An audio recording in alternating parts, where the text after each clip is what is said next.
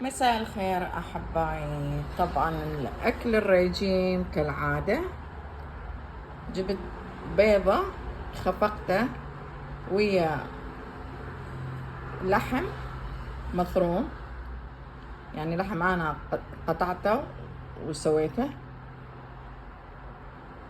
مع بيض خفقته زين، وفلفل أسود وقليل من الكركم وقليل من الفلفل حاد.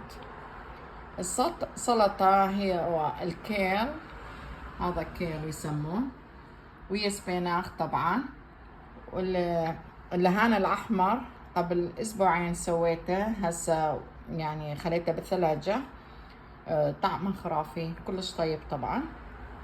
وجبت قليل من باذنجان يعني ما مطبوخ، وقليل من الشوندر الأحمر ما مطبوخين، والبصل الأحمر.